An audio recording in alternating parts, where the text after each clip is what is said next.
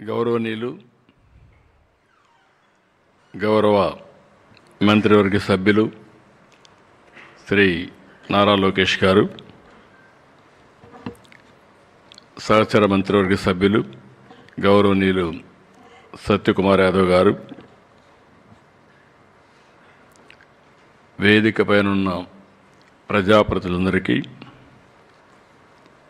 అదే సమయంలో సెక్రటరీ కోనా శశిధర్ గారు, ఎడ్యుకేషన్ డిపార్ట్మెంట్లో పనిచేస్తున్నటువంటి ప్రభుత్వ అధికారులందరికీ, ఈరోజు చాలా ఫిల్టర్ చేసి రాష్ట్రంలో 175 మంది అధ్యాపకుల్ని ఎంపిక చేశారు. ప్రతి సంవత్సరం కూడా మనందరం సెప్టెంబర్ 5 అనగానే గురు పూజోత్సవం గుర్తొస్తుంది. ఇది చరిత్రలో మరిచిపోలేని సంఘటన. నాకైతే నేను ముఖ్యమంత్రి అయినప్పటి నుంచి తప్పకుండా ఈ కార్యక్రమానికి విధిగా హాజరవుతున్నాను. ఇప్పటివరకు ఆ పని చేస్తూనే వచ్చాను. ఇది ఒక పవిత్రమైన కార్యక్రమంగా నేను భావించాను. అందుకని ఈ కార్యక్రమానికి విధిగా అటెండ్ వచ్చాను. మన యొక్క జీవితంలో ఒకసారి చూస్తే భారతదేశ చరిత్రలో తల్లి తండ్రి తర్వాత గౌరవించేది, గుర్తుపెట్టుకునేది టీచర్లనే గుర్తుపెట్టుకుంటాం. ఇప్పుడు కూడా లోకేష్ మాట్లాడుతూ చిన్నప్పుడు చదువుకున్న 2 టీచర్ల పేర్లు చెప్పాడంటే ఎవరినైనా మర్చిపోతాం, కానీ టీచర్ని జీవితంలో ఎప్పుడూ మరిచిపోలేము. అది మన సంస్కారం కూడా. ఈరోజు గురువు ఏదో పాఠాలు చెప్పడమే కాదు, చాలామంది పిల్లల జీవితాల్లో మీరు ఒక బ్రహ్మాండమైన స్ఫూర్తిని తీసుకొస్తారు. ఓసారి నాకు కూడా ఇప్పుడు చిన్నప్పుడు ఉండేవాడు, ఎలిమెంటరీ స్కూల్కి పోతే మా టీచర్ భక్తవత్సలం అని, ఆయన ఇప్పుడు కూడా గుర్తుపెట్టుకుంటాను. ఎందుకు గుర్తుపెట్టుకుంటామంటే ఆ వయసులో వాళ్ళు చూపించిన చొరవ, వాళ్ళు ఇచ్చిన స్ఫూర్తి అది ఎప్పుడు కూడా మిగులుతుంది. అయితే మనందరం గుర్తుపెట్టుకోవాల్సింది, అందరిలో నైపుణ్యం ఉంది. ఎవరికి కూడా తెలివితేటలు లేకుండా కాదు. ఆ నైపుణ్యాన్ని పైకి తీసుకొచ్చే ఏకైక వ్యక్తి గురువు అని చెప్పి మరొకసారి మీ అందరికీ విజ్ఞప్తి చేస్తున్నా. పోయిన సంవత్సరం కొన్ని కారణాల వల్ల మనం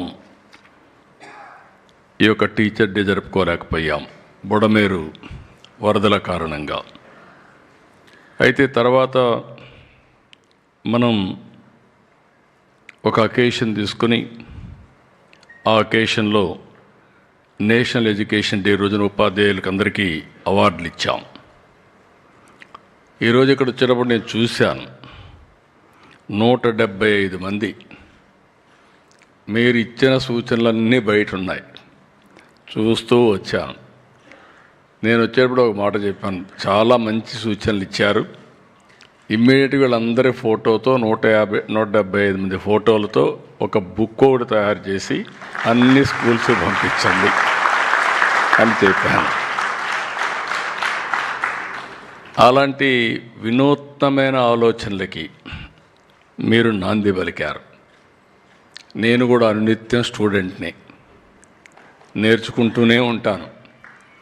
ఈరోజు ఇక్కడికి వస్తే మీరు ఏదైనా ఒకటి గుర్తొస్తే అది నేర్చుకొని ఇది ప్రజలకు ఏ విధంగా ఉపయోగపడుతుందో నేను ఆలోచించి దాన్ని అమలు చేయడానికి ప్రయత్నం చేస్తూనే ఉంటాను. కానీ ఈరోజు మనందరం కూడా డాక్టర్ సర్వేపల్లి రాధాకృష్ణన్, ఆ రోజుట్లో ఉమ్మడి ఆంధ్రప్రదేశ్ మెడ్రాస్ ప్రెసిడెన్సీ, మాకు చిత్తూరు జిల్లా అంటే గుర్తొస్తుంది. ఎప్పుడూ మా వాళ్ళు చెప్తూ ఉంటారు, రేణిగుంట స్కూల్లో టీచర్గా పనిచేశాడని. తర్వాత ఆంధ్ర యూనివర్సిటీలో వైస్ ఛాన్సలర్గా పనిచేశాడు. ఆయన ప్రతిభ, ఆయన అంచెలంచెలుగా భారతదేశ ఉపరాష్ట్రపతిగా, అదే సమయంలో భారతదేశ రాష్ట్రపతిగా ఎంపిక చేసే వరకు వచ్చారు. అదే సమయంలో చాలామందిని మర్చిపోతాం, కానీ కొంతమందిని చరిత్ర ఎప్పుడూ మర్చిపోదు.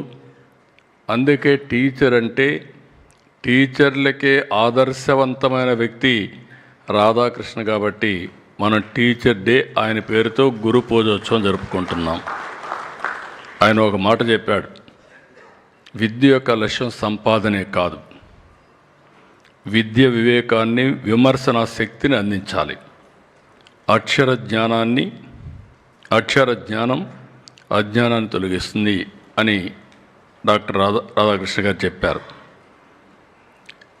నేను ఈరోజు నాకైతే కొన్ని మెగా ఆలోచనలు ఉన్నాయి, మీరందరూ గుర్తుపెట్టుకోవాలి.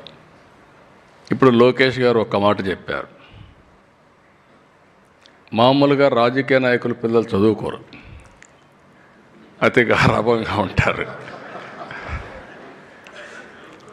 వాళ్ళ తాతగారు సీఎం అయిన తర్వాత ఆయన పుట్టాడు, ఆ తర్వాత నేను సీఎం అయ్యాను. కాబట్టి చాలామంది ఏమనుకుంటారంటే మనం చదువుకోకపోయినా పర్వాలేదు, జరిగిపోతుందని చదువు మానేస్తూ ఉంటారు, అన్ని అలవాట్లు నేర్చుకుంటారు. కానీ ఈ క్రెడిట్ అంతా నేను ఇచ్చేది నేను తీసుకోవడంలో కానీ మా మిస్సెస్కి ఇస్తున్నా. ఆవిడెప్పుడూ శ్రద్ధ పెట్టేది. ఇల్లంటే నేను ఎప్పుడూ రాజకీయాలు చేస్తున్నా, ప్రజాసేవలో ఉంటాను, కుటుంబాన్ని మొత్తం ఆవిడ పట్టించుకునేది. నేను ఆయన చదువుకున్నంత వరకు స్కూల్కి ఎప్పుడు పోలేదు. ఎప్పుడూ కామెంట్ చేసేవాళ్ళు మీరు రావడం లేదని. కానీ ఒకే ఒక పని చేశాను. ఆయనకు హై స్కూల్ డేస్లో కొంత ప్రాబ్లం ఉంది, ఇంకా బాగా చదువుకోవాలి, ఫండమెంటల్స్లో కొంచెం వీక్గా ఉన్నారంటే నారాయణ గారిని పిలిపించి, నారాయణ గారు మంచి టీచర్లు పంపేయండి, ఇతను మేము అక్కడికి బయట పంపించాలంటే ఆ ఫౌండేషన్ లేకపోతే మళ్ళీ తిరిగి వచ్చేస్తాడు, అది రాకుండా ఉండాలంటే మీరు కొద్దిగా ఫోకస్ చేయమని చెప్తే ఒక 1.5 ఇయర్, ఒక 1 ఇయర్ అనుకుంటాను, రైట్ టైం. అక్కడి నుంచి ఎఫెక్టివ్గా కోచింగ్ ఇప్పించా, సప్లిమెంటేషన్. అది అయిన తర్వాత కానిగి మెలని పంపించాలంటే మెరిట్తో రాజిరెడ్డి గారు అక్కడ తీసుకున్నారు. ఆ తర్వాత ఆయన స్వశక్తితో వరల్డ్ బ్యాంక్లో పనిచేశాడు, అప్రెంటిస్గా ఒక కంపెనీలో పనిచేశాడు, సింగపూర్ పిఎం ఆఫీసులో పనిచేశాడు. దెన్ ఆటోమేటిక్గా స్టాన్ఫోర్డ్లో వాళ్ళే పిలిచి ఎంపిక చేసుకునే పరిస్థితికి వచ్చారు. ఎందుకు నేను ఇవన్నీ మీకు చెప్పానంటే, ఒకసారి మీరు స్టాండర్డ్గా తయారు చేయగలిగితే ఇంకక్కడి నుంచి తిరిగి చూడవలసిన అవసరమే ఉండదు. నేను ఫస్ట్ టైం ముఖ్యమంత్రి అయ్యాను. ముఖ్యమంత్రి అయితే ఆల్ ఇండియాలో ఐఐటీస్ అడ్మిషన్స్ ఎన్ని ఉన్నాయని చూశాను. చూస్తే మన వాళ్ళు చాలామంది ఐఐటి చదవడం లేదు, ఎంపిక కావడం లేదు. నాకు అక్కడ మీ అందరికీ కొంతమందికి ఐడియా ఉంటుంది, ఐఐటి రామయ్య అని ఉంటాడు, చుక్కా రామయ్య, ఒక బ్యాగ్ వేసుకొని తిరుగుతూ ఉంటాడు. ఆయన చూస్తే మనకి ఈయన అనిపిస్తుంది. కానీ ఒక టెస్ట్ పెడతాడు, 10,000 మంది అటెండ్ అవుతారు. అక్కడి నుంచి 100 మందిని సెలెక్ట్ చేస్తాడు. నా దగ్గరికి చాలామంది వచ్చారు, మీరు ఐఐటి రామయ్య చెప్పండి సీట్ ఇప్పించమని. నేను ఫోన్ చేస్తే మీరు ఏదైనా అడగండి కానీ సీటు మాత్రం ఇవ్వనని కరాఖండిగా చెప్పేసేవాడు. చాలామంది అఫెండ్ అవుతారు, సీఎంలు కోప్పడతారు, ఏంటి ముఖ్యమంత్రి చెప్తే సీట్ ఇవ్వ, ఏంటి నీ కథ అని. అవసరమైతే ఆ ఇన్స్టిట్యూట్ పై రైడ్ చేసేవాళ్ళు. నాకు ఆయన మీద గౌరవం పెరిగింది. ఒకరోజు పిలిచాను, రామయ్య గారు, మీరు చాలా బాగా చేస్తున్నారు, ఏంటి సీక్రెట్ ఏంటి చెప్పమన్నాను. నేను చెప్పింది చెప్పాడు, సీక్రెట్ ఏమి లేదు సార్, మీరు అనుకున్నట్టే నేను 100 మంది సెలెక్ట్ చేసుకుంటాను, 100 మందిని బాసరాకు తీసుకెళ్తాను, అక్కడ గోదావరిలో స్నానం చేపిస్తాను, 3 రోజులు అక్కడే పెట్టి మెడిటేషన్ చేపిస్తాను, అక్కడి నుంచి తీసుకొస్తే మాత్రం ఇంకా రుబ్బుడు తప్ప వేరే కార్యక్రమమే లేదు. ఎవరు చెప్పాను ఆ విధంగా తయారు చేశాను కాబట్టి 100కు 100 మంది ఐఐటీలో సెలెక్ట్ అవుతారని చెప్పాడు. అది రహస్యం. నేను అక్కడి నుంచి నేను ఏది పట్టుకున్నా మళ్ళీ వదిలిపెట్టే కదా, అక్కడి నుంచి నేను ఆలోచించాను. కాంపిటేటివ్ ఎగ్జామ్స్ మీతో మాట్లాడుతూనే ఆల్ టాప్ పీపుల్ అందరిని రమ్మని అప్పట్లోనే ఈ కార్పొరేటివ్ అందరిని రమ్మన్నాను. మీరందరూ ఏం చేస్తారో నాకు తెలియదు, మనం ఐఐటికి పోవాలి, ఇండియాలో ఉండే ఐఐటి సీట్స్ మనం కనీసం 5-6% సంపాదించుకోవాలని చెప్పి గట్టిగా చెప్పాను, ఒక 2-3 ఏళ్ళు పెట్టి. ఆ దెబ్బతో మీరు చూస్తే ఈరోజు భారతదేశంలో ఐఐటి ఎక్కువ అడ్మిషన్స్ వచ్చేది తెలుగు పిల్లలకే వస్తున్నాయి, 20% పైన.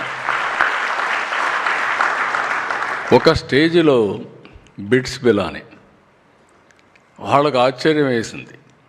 బిట్స్ బిలాని ఎగ్జామ్లో మొత్తం ఆంధ్ర వాళ్ళు వచ్చేస్తున్నారు, 70% వస్తున్నారు. ఇది బిట్స్ బిలాని కాదు, ఇది ఆంధ్ర బిలాని అయిపోయింది.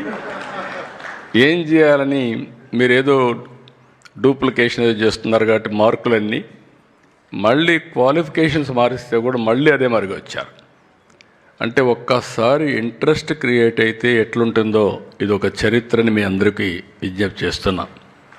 నేను కూడా టీచర్ కావాల్సిన వాడిని.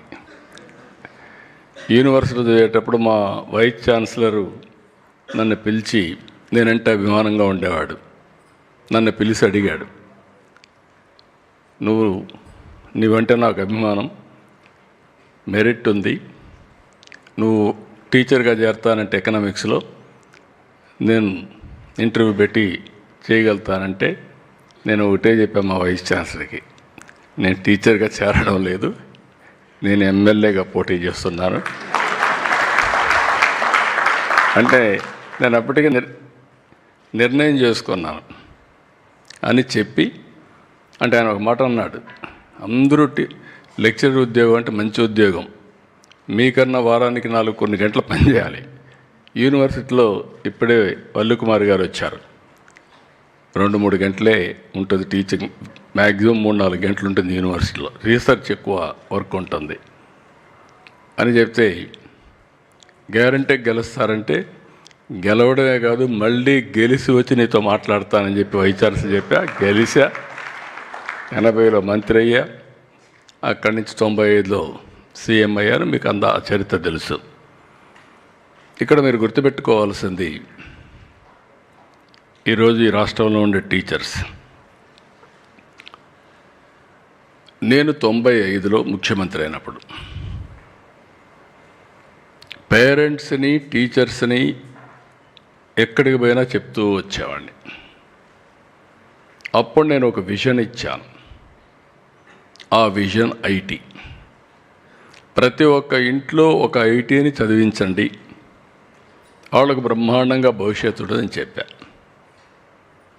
చాలామంది అంతవరకు ఊర్లో ఉండేవాళ్ళు టౌన్స్కి వచ్చి పిల్లల్ని చదివించారు.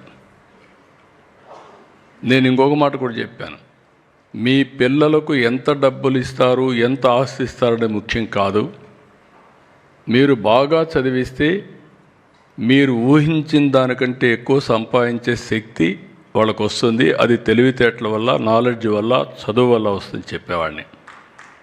ఈరోజు ఎన్నో సంవత్సరాలు అయిపోలా, అంతా కలిసి 25-30 సంవత్సరాలు.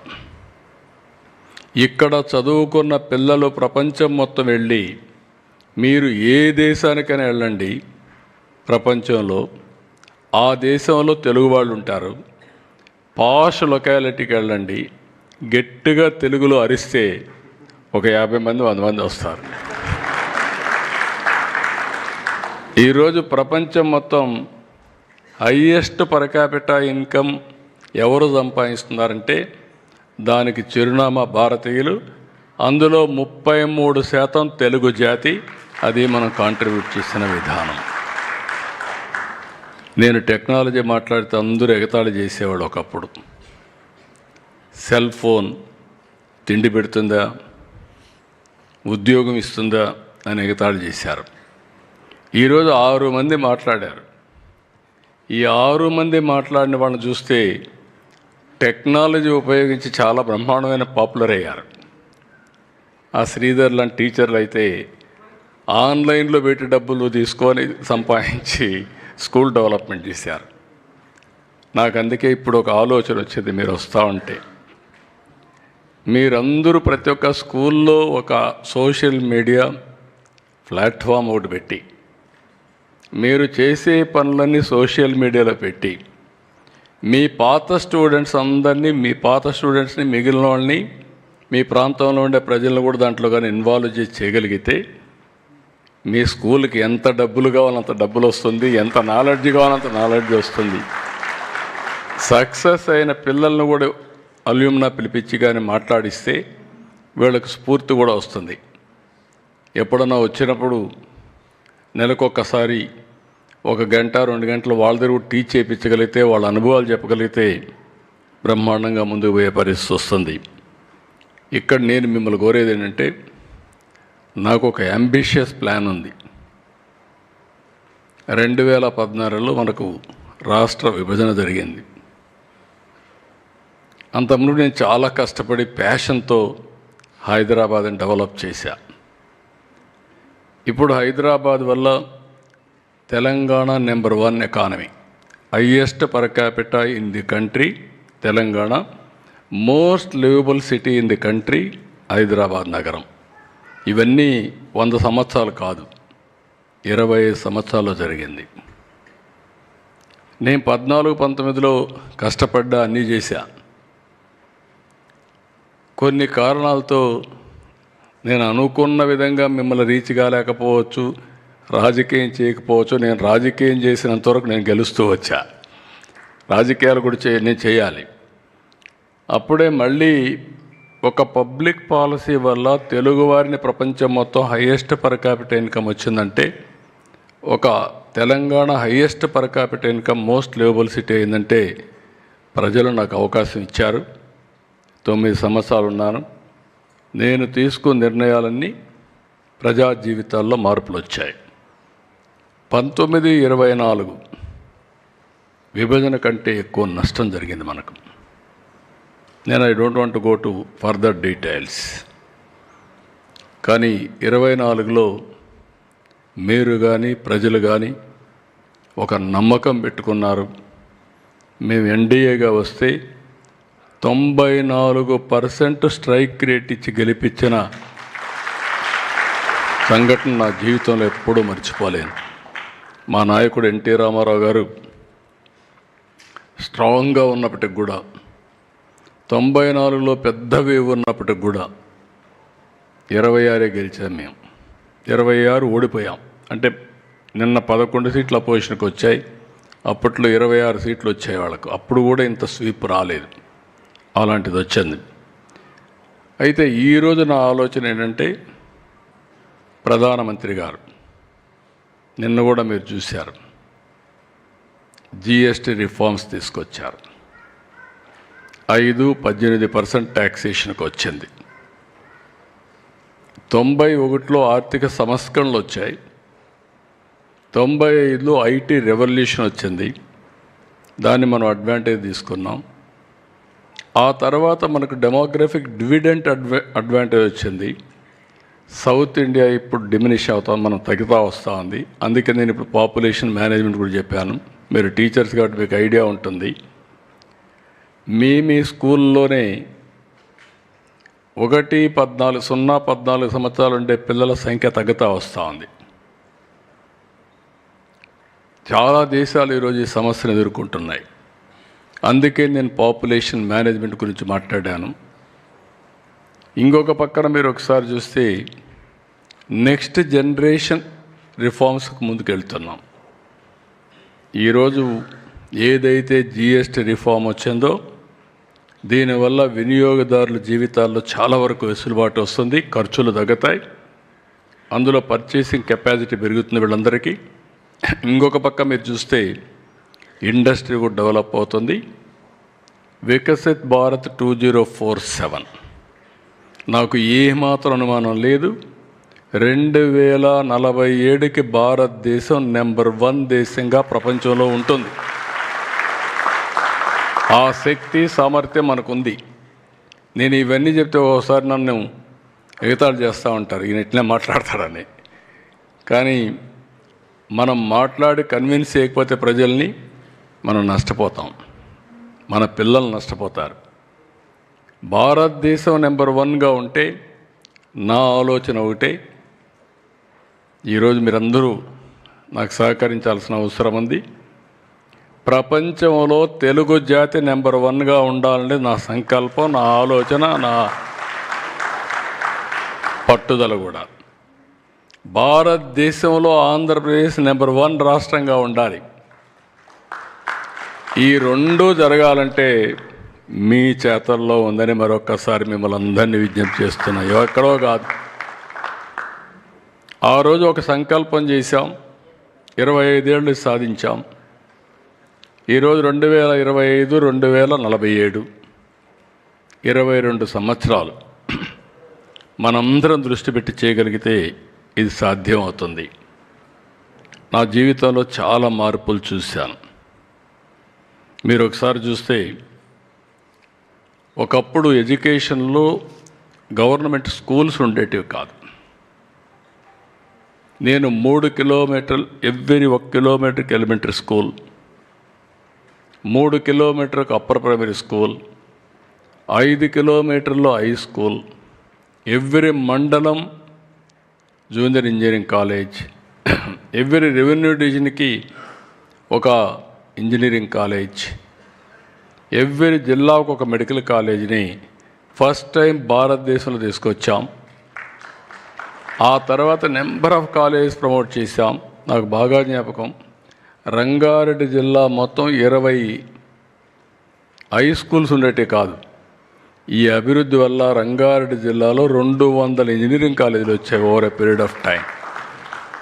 దాంతో ఈరోజు ఆ జిల్లా బ్రహ్మాండంగా దేశంలో హైయెస్ట్ పర్ క్యాపిటల్ ఇన్కమ్ దేనికి ఎక్కడుందంటే నాట్ ముంబై, నాట్ ఢిల్లీ, రంగారెడ్డి జిల్లాలో ఉందంటే that is the power of education.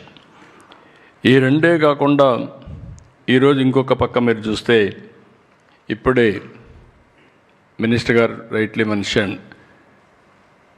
Me education minister గారు ఒక మాట మాట్లాడారు, డిఎస్సి.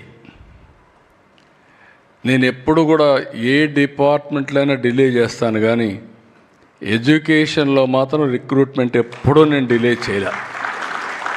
అందుకే 14 డిఎస్సీలు నిర్వహించాను.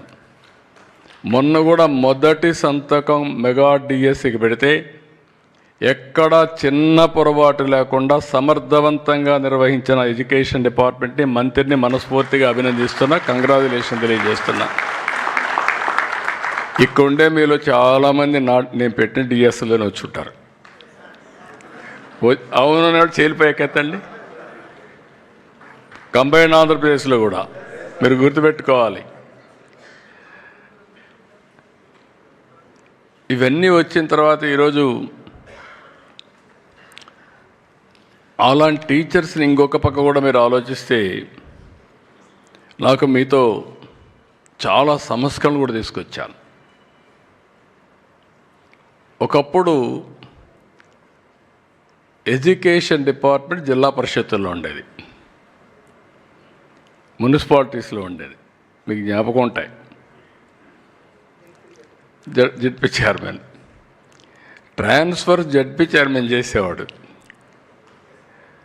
ఆయన ఎక్కడన్నా పొలం దగ్గర పోతే ఎవరన్నా పోయి అడిగితే ఆ సిగరెట్ తాగేసి ఇది ఉంటుంది కాగితం, లేకపోతే దానిపైన సంతకం పెట్టి ఆర్డర్ చేసేవాడు. ఇతన్ని ఇమీడియట్గా మార్చమని. ఇమీడియట్గా మార్చేసేవాళ్ళు. చాలామంది మీరు టీచర్స్ అంతా విధి లేని పరిస్థితుల్లో రాజకీయ నాయకుల దగ్గర పోయి రికమెండేషన్లు అడిగేవాళ్ళు, నన్ను అక్కడికి వేయించండి, ఇక్కడికి వేయించండి అని. ఫస్ట్ టైం మీ గౌరవాన్ని కాపాడాలనే ఉద్దేశంతో కౌన్సిలింగ్ తీసుకొచ్చా. మీరు ఎక్కడికి పోవాల్సిన పని లేదు, మీరు బాగా పని చేసుకోండి, మీకు కావాల్సిన ప్లేస్ ఇస్తామని కౌన్సిలింగ్ తీసుకొచ్చి ఆ రోజు మనం పెట్టాం. ఈరోజు ఆడబిడ్డలందరూ ఉన్నారు. నేను ఒకటే ఆలోచించాను, ఆడబిడ్డలు అన్ని రంగాలలో పైకి రావాలని ఎక్కడా చేయని సమయంలో 33% ఉద్యోగాల్లో రిజర్వేషన్లు, కాలేజ్ సీట్లు రిజర్వేషన్లు మీకు పెట్టాం. నేను ఎప్పుడు మహిళల మీద శ్రద్ధ పెట్టాను. దానికి కారణం కూడా 2. ఒకటి, సమానత్వం, ఈక్విటీ అనేది ఇద్దరూ కలిసి పనిచేస్తే తప్ప ఆత్మగౌరవంగా సొసైటీ ముందుకు పోదు. నేను చాలాసార్లు ఒక ఎగ్జాంపుల్ కూడా చెప్పేవాడిని. మగవాళ్ళు కూడా ఇక్కడ ఉన్నారు కాబట్టి మన ఇండ్లలో కూడా మనం మార్పులు తేవాల్సిన అవసరం ఉంది. మొన్నటి వరకు ఆడవాళ్ళందరూ, మహిళలందరూ ఒకప్పుడు ఎన్టీ రామారావు గారు ఆస్తిలో సమాన హక్కు ఇచ్చే వరకు ఆస్తి కూడా అడిగే పరిస్థితి లేదు. ఆ తర్వాత నేను వచ్చిన తర్వాత డాక్రా సంఘాలు పెట్టి మీలో చైతన్యం తీసుకొచ్చాను. అదే మాదిరిగా ఐటీ కానీ అన్నిట్లో ఉద్యోగాల్లో ప్రాధాన్యత ఇచ్చారు. కడాని ఈరోజు ఆర్టీసీ బస్సుల్లో కండక్టర్లు ఉన్నారంటే ఆ రోజు నేను తీసుకొచ్చినటువంటి విధానమే. దీనివల్ల ఈరోజు మీరు చూసినప్పుడు మగవారితో సమానంగా మహిళలు కూడా పైకి వస్తున్నారు, డబ్బులు సంపాదిస్తున్నారు. రెండోది, ఒకసారి చూస్తే మగవాళ్ళ కంటే ఎక్కువగా మా ఆడబిడ్డలు సంపాదించే పరిస్థితికి వచ్చారు. నేను గర్వపడుతున్నా. అలాంటి మంచి సాంప్రదాయానికి శ్రీకారం చుట్టాం. ఇప్పుడు అమెరికాలో కూడా ఆడవాళ్ళకి స్వాతంత్రం ఇవ్వడం కానీ మన ఆంధ్ర రాష్ట్రంతో ప్రారంభమైంది. ఇప్పుడు నరేంద్ర మోడీ గారు కూడా పార్లమెంట్లో మొన్నే పాస్ చేసి 33% చట్టసభల్లో రిజర్వేషన్లు పెట్టే పరిస్థితికి వచ్చాం. ఇది కూడా జరుగుతుందని చెప్పి కూడా నేను మీకు తెలియజేస్తున్నాను. ఇది అయిన తర్వాత ఈరోజు మీరు ఇటీవల కాలంలో చాలా రిఫార్మ్స్ తీసుకొచ్చారు. నేను ఐఎమ్ వెరీ హ్యాపీ. ఒకటి, మెగా టీచర్స్ పేరెంట్స్ మీటింగ్లు పెట్టారు. నేను కూడా 2 సార్లు అటెండ్ అయ్యాను. ఎప్పుడు కూడా పేరెంట్స్ని, ఇప్పుడు ప్రైవేట్ స్కూల్లో సక్సెస్ అదే, కంపల్సరీగా వన్స్ ఇన్ ఏ మంత్ పేరెంట్స్ని పిలిపించి వాళ్ళ పిల్లల గురించి ప్రోగ్రెస్ రిపోర్ట్ ఇస్తారు. అలాంటి ఒక మంచి సాంప్రదాయానికి మనం కూడా శ్రీకారం చుట్టాం. ఈరోజు తల్లికి వందనం తీసుకొచ్చిన తర్వాత ఎంతమంది పిల్లలుంటే అంతమంది పిల్లలకి ఇచ్చిన తర్వాత అందులో కూడా మీరు చూస్తే డబ్బులు లేకపోయినా సంకల్పంతో 10,000 కోట్ల రూపాయలు ఒకేసారి తల్లికి వందనం ఇచ్చాం. దీనివల్ల పిల్లలందరూ కూడా, ఒకప్పుడు నేను చాలా ప్రోగ్రాంలు పెట్టాం, మీకు అందరికీ జ్ఞాపకాలు ఉంటాయి. బ్రిడ్జ్ స్కూల్స్ పెట్టాం, బడికి పోదామని కార్యక్రమం పెట్టాం, టీచర్స్ అందరికీ చెప్పి మీ పరిధిలో వాళ్ళందరూ తీసుకురమని పెట్టాం. ఇప్పుడు మీరు ఎవ్వరూ అడగాల్సిన పని లేకుండా నేరుగా మీ స్కూల్ ఎత్తుక్కుంటూ వచ్చే విధానానికి శ్రీకారం చుట్టామంటే అది తల్లికి వందనం బ్రహ్మాండంగా సక్సెస్ అయ్యే పరిస్థితి వచ్చింది. ఇంకొక పక్కన మీరందరూ కూడా ఈరోజు ఒక లోకేష్ గారు చెప్పినట్టు ఏదో రాజకీయ నాయకుల పేర్లే కాకుండా మంచి పేరుండే సర్వేపల్లి రాధాకృష్ణ గారి పేరుతో మన స్కూల్ బ్యాగ్ ఇవన్నీ ఇవ్వడం, స్కూల్ కిట్ ఇవ్వడం, డొక్కా సీతమ్మ స్ఫూర్తినిచ్చే విధంగా ఈరోజు మధ్యాహ్న భోజనం పెట్టడం, మళ్ళీ ఇంటర్మీడియట్ స్టూడెంట్స్ కూడా మధ్యాహ్న భోజనం పెట్టే కార్యక్రమానికి శ్రీకారం. ఒకప్పుడైతే 10th క్లాస్ వరకు పిల్లలకు భోజనం పెట్టేవాళ్ళం. అదే స్కూల్లో ఇంటర్మీడియట్ ఉంటే ఆ పిల్లలకు భోజనం పెట్టుకున్నా ఉంటే ఇప్పుడు అది కూడా మనం శ్రీకారం చుట్టాం. ఇలాంటివన్నీ కూడా మనం కొత్త కొత్త సాంప్రదాయాలకి ఇవన్నీ కూడా మనం తీసుకోవడం జరిగింది. అయితే ఈరోజు ఇక్కడ నేను మిమ్మల్ని కోరేది, ఇంకొక పక్కన every Saturday no bag day. ఎందుకంటే మనందరికీ ఒక అపవాదం ఉంది, పిల్లలు పుస్తకాలు మోసి శనివారం కూడా ఇది చేస్తున్నారంటే ఇప్పుడు ఫ్రీగా వదిలిపెట్టిన తర్వాత క్రియేటివిటీ పెరిగే పరిస్థితి వచ్చింది. నేను ఇక్కడుండే టీచర్స్ అందరినీ కోరేది ఒకటే, మన పిల్లల్ని కొన్ని విలువలతో పెంచుతాం. నేను ఇంకోటి కూడా చెప్తున్నాను, నేను కులము మతం మాట్లాడడం లేదు, కానీ ఇండియన్ ఫ్యామిలీస్, భారతదేశంలో ఉండే కుటుంబ విలువలు ప్రపంచంలో ఎక్కడా లేవు. అది ఒక్క భారతదేశానికే సొంతం.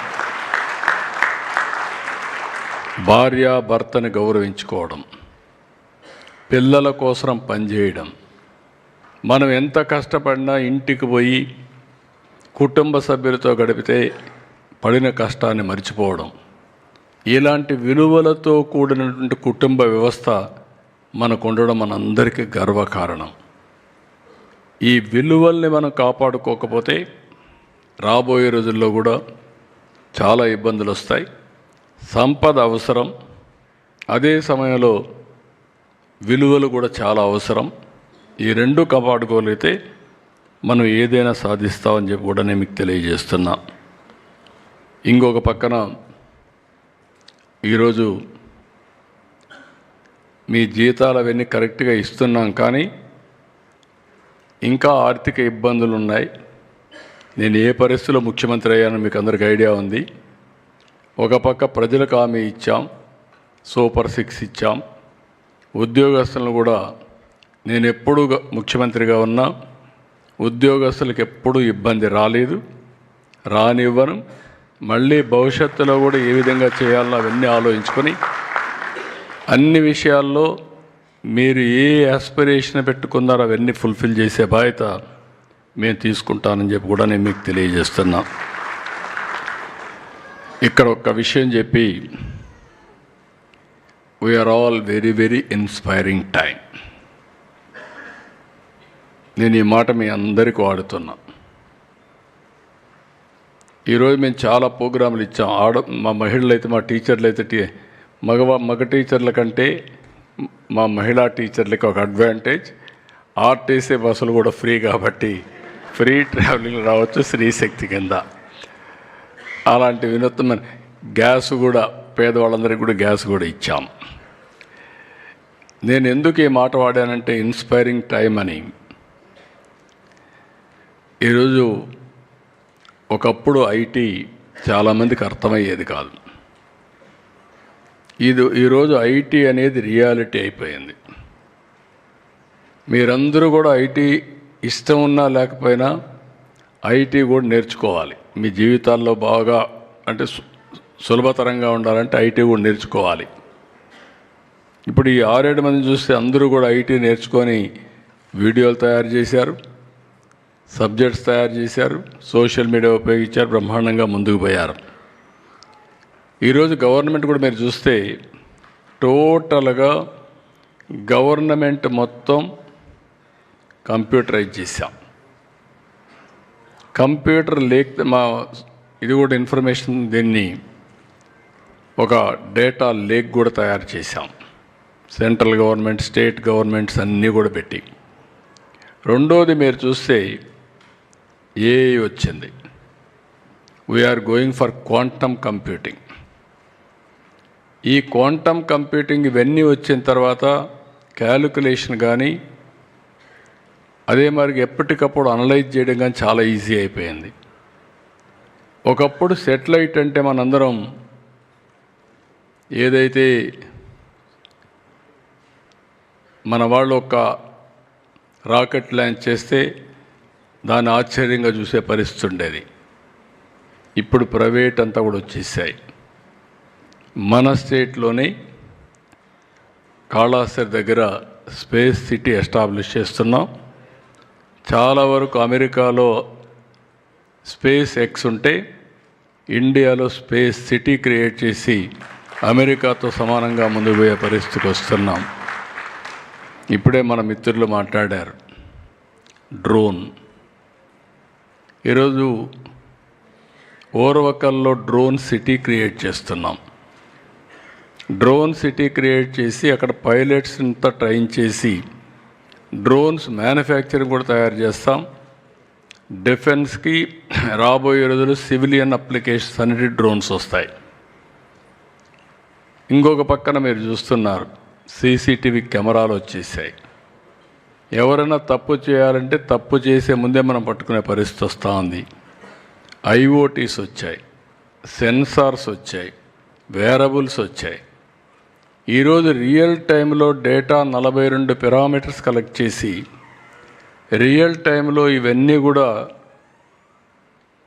అనలిటిక్స్ తయారు చేసి మళ్ళీ సొల్యూషన్ పంపించే పరిస్థితికి వచ్చాం. ఇటీవల కాలంలో ఐటీ మినిస్టర్ గారు తీసుకొచ్చినటువంటి రియల్ టైం మనం వాట్సాప్ గవర్నెన్స్ 700 సర్వీసుల్ని రియల్ టైంలో ఎవరికి ఏమి కావాలన్నా పనులు చేసే పరిస్థితికి వచ్చామంటే ఏ రాష్ట్రం లేదు. First of it's kind in Andhra Pradesh. దానికి కూడా శ్రీకారం చుట్టాం.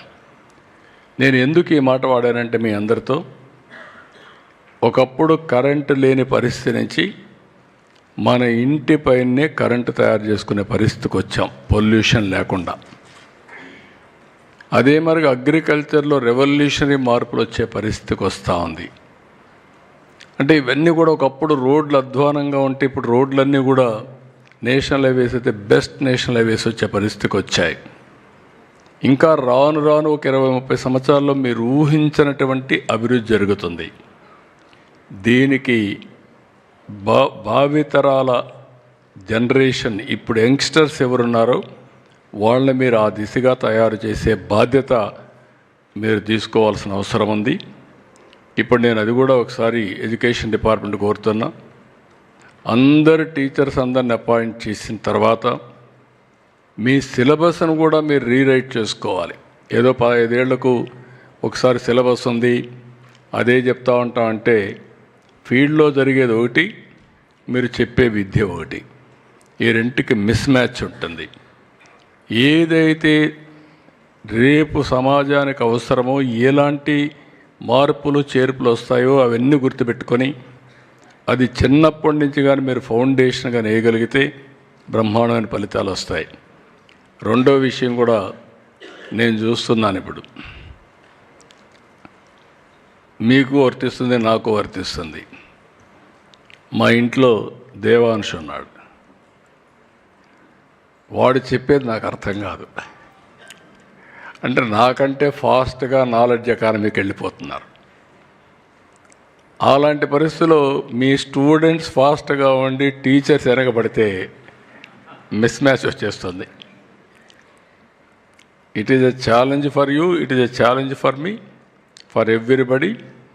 కాబట్టి మనం కూడా నిరంతరం జరిగే అభివృద్ధి కానీ జరిగే పరిణామాలు కానీ అప్డేట్ చేసుకొని సమాజంలో జరిగే మార్పులకు అనుగుణంగా ఎడ్యుకేషన్ యొక్క కరికులం కూడా ఉండాలి. ప్రతి ఒక్కరూ చదువుకున్న వాళ్ళకు ఉద్యోగాలు రావాలి, ఏదో ఒక పని క్రియేట్ చేయాలి. అందుకే మీరు ఒకసారి ఆలోచిస్తే ఈ 1 ఇయర్లోనే ఒక 10 లక్షల కోట్ల రూపాయలు పెట్టుబడులు వస్తున్నాయి.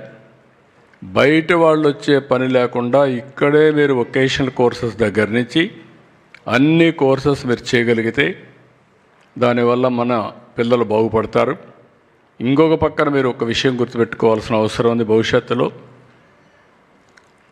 మన పిల్లలకు ఒక ఆలోచన విధానాన్ని, ఒక ఇన్నోవేటివ్ ఐడియాస్ని మీరు క్రియేట్ చేయాలి. మేము రతన్ టాటా ఇన్నోవేషన్ హబ్ తీసుకొచ్చాం. 1 ఫ్యామిలీ 1 ఆంటర్ప్రెన్యూర్ అనే ఇది తీసుకొస్తున్నాం. దీనివల్ల రాబోయే రోజుల్లో మనం మన ఊర్లో కూర్చొని నాలెడ్జ్ ఎకానమీలో కంపెనీలు ఫ్లోట్ చేసే అవకాశం కూడా వస్తుంది. మీ అందరికీ ఒకటే చెప్తున్నా, నేను 1995లో మీకు చెప్పింది 1 ఫ్యామిలీ 1 ఐటీ. ఈరోజు నేను చెప్పేది 1 family 1 entrepreneur. Distance, think globally, act globally. Distance is not the constraint. That is the philosophy I want to promote through you for our future generation. It is going to happen. అది మీరు చేయగలిగితే, మనం చేయగలిగితే మన సమాజానికి మనం పెద్ద ఎత్తున సర్వీస్ చేసినట్టు అవుతుంది. ఇవన్నిటికీ మళ్ళీ ఎడ్యుకేషన్ ఈజ్ వెరీ క్రూషియల్. అది కూడా ఎడ్యుకేషన్లో మళ్ళీ మిమ్మల్ని కోరేది థియరాటికల్గా బుక్కిష్గా చదివించడమే కాకుండా ఇన్నోవేటివ్ ఎడ్యుకేషన్, సాఫ్ట్ స్కిల్స్ కూడా మీరు వాళ్ళకి ఇచ్చే పరిస్థితి రావాలి. ఇది వాళ్ళని ఎక్కడికక్కడ పార్టిసిపేటరీ కూడా తీసుకురావాలి. ఇప్పుడు టెక్నాలజీ కూడా నాకంటే కూడా ప్రాక్టికల్గా మీ మంత్రి గారికే ఎక్కువ ఉంది. ఎందుకంటే నేను థియరాటిషియన్ని, నాకు విజన్ ఉంది. But what all I want చేసేదానికి మీరంతా ఉన్నారు. ఆయనకు ఒక అడ్వాంటేజ్ ఏంటంటే కంప్యూటర్ సైన్స్ బ్యాక్గ్రౌండ్ ఉంది, స్టాన్ఫోర్డ్ MBA ఉంది. But very difficult to compete with me also, అది కూడా ఉంది. But they have to compete. అది కానీ చేసుకోగలిగితే తిరిగి ఉండదు. ఆయన్ని ఒక ఎగ్జాంపుల్గా తీసుకొని మీరు కూడా అందరూ గుర్తుపెట్టుకోవాల్సింది, మేము ఎట్టయితే లొకేషన్ తయారు చేశామో మీ అందరి స్టూడెంట్స్ని ఆ విధంగా తయారు చేసే విధంగా ముందుకు పోవాల్సిందిగా మిమ్మల్ని అందరినీ కోరుతున్నా. మిమ్మల్ని చూసుకునే బాధ్యత నాది, ఈ ప్రభుత్వాన్ని. పిల్లల్ని చూసుకునే బాధ్యత మీది. భావి భారత పౌరుల్ని తయారు చేసే బాధ్యత మీ అందరిది అని చెప్పి విజ్ఞప్తి చేసుకుంటూ, ఈరోజు ఒక వండర్ఫుల్ ఎక్స్పీరియన్స్, ఒక ఎమోషనల్గా కూడా నేను ఫీల్ అవుతున్నా. బెస్ట్ టీచర్స్ 175 మంది ఈ రాష్ట్రంలో ఇక్కడ ఎంపికయ్యారు. మీ ద్వారా రాష్ట్రంలో ఉండే అందరు టీచర్స్కి ఒక సందేశం ఇస్తున్నా. అదే మరిగా రాష్ట్రంలో ఉండే పేరెంట్స్కి అందరికి కూడా ఒక విజ్ఞప్తి చేస్తున్నా. మన భవిష్యత్తు మన చేతల్లో ఉంది. అందరం కలుద్దాం. రాబోయే రోజుల్లో ఆంధ్రప్రదేశ్ రాష్ట్రంలో ఒక హెల్తీ హ్యాపీ సొసైటీ క్రియేట్ చేయడానికి అందరం కానీ శ్రీకారం చుడితే చాలా సులభంగా, కష్టపడక్కర్లేదు. కొంతమంది మీరు అనుకుంటారు, ఒకప్పుడు నా మీద చాలామంది చేసారు కొన్ని నాకు బాగా జ్ఞాపకం ఉన్నాయి. నేను ముఖ్యమంత్రిగా ఉన్నప్పుడు ఐటీ పెడితే సెక్రటరియట్లో ఒకరు చనిపోయారు. నా మీద అందరూ తిరుగుబాటు చేశారు. నీ వల్ల టెన్షన్ వచ్చి ఈయన చనిపోయాడు అని చెప్పి. నేను ఆ రోజు కానీ వదిలిపెట్టేసి ఉంటే మన రాష్ట్రం వెనకబడిపోయేది. కానీ ఎవ్వరు కూడా టెన్షన్ ఫీల్ కావాల్సిన పని లేదు. ఇప్పుడు మీరందరూ సెల్ ఫోన్లు వాడుతున్నారు కదా, వాడుతున్నారా లేదా? చేలు పైకెత్తండి.